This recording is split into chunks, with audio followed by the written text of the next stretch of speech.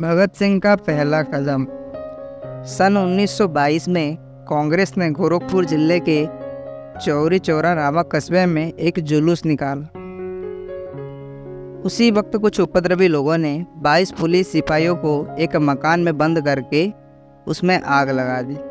इससे पहले इसी तरह के हिंसात्मक कृत्य बम्बई और मद्रास में भी हो चुके थे। महात्मा गांधी ऐसी तमाम बातों से बहुत दुखी हुए और उन्होंने जनता से अनुरोध किया कि असहयोग आंदोलन को रोक दिया जाए। उस समय वह आंदोलन देश भर में पूरे जोर शोर से चल रहा था। नौजवान भगत सिंह को वह आंदोलन रुक जाने से गहरी निराशा हुई। वे उस समय 15 वर्ष के थे। क्या सिर्फ 22 व्यक्तियों के मर जाने से इतने विशाल महत्वपूर्ण आंदोलन को त्यागा जा सकता है?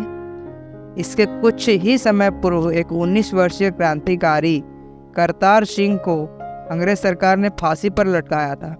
तब अहिंसा समर्थक किसी ने भी कोई आपत्ति नहीं उठाई थी। फिर अब क्यों अहिंसा इतनी महत्वपूर्ण बन गई?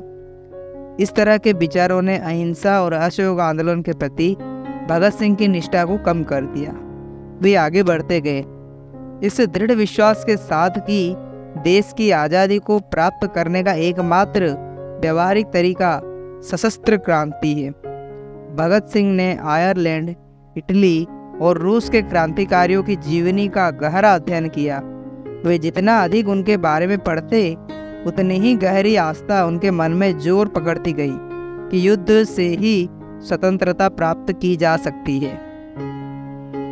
इसके लिए देश के नौजवानों को क्रांति की ओर मुड़ने की प्रेरणा दी जाए।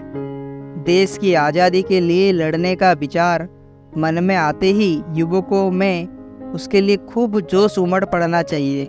ऐसा सोचकर भगत सिंह ने युवकों को संगठित करना आरंभ कर दिया। अपने अध्ययन को जारी रखने के लिए भगत सिंह नेशनल कॉलेज में भर्ती हो गए।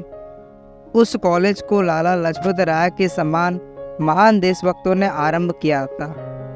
यद्यपि वे कुछ वर्षों तक स्कूल नहीं गए थे, किंतु भगत सिंह को इतिहास और राजनीति की अच्छी जानकारी हो गई थी।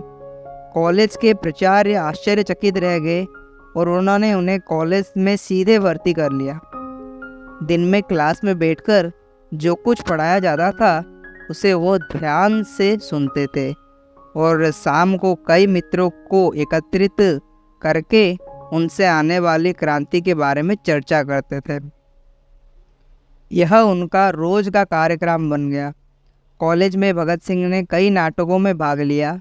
एक शिक्षक ने उन्हें राणा प्रताप, सम्राट चंद्रगुप्त और भारत दुर्दशा में प्रमुख पात्र की भूमिका का अभिनय करते देखा तो यह भविष्यवाणी की थी कि यह लड़का अवश्य ही एक महापुरुष बनेगा।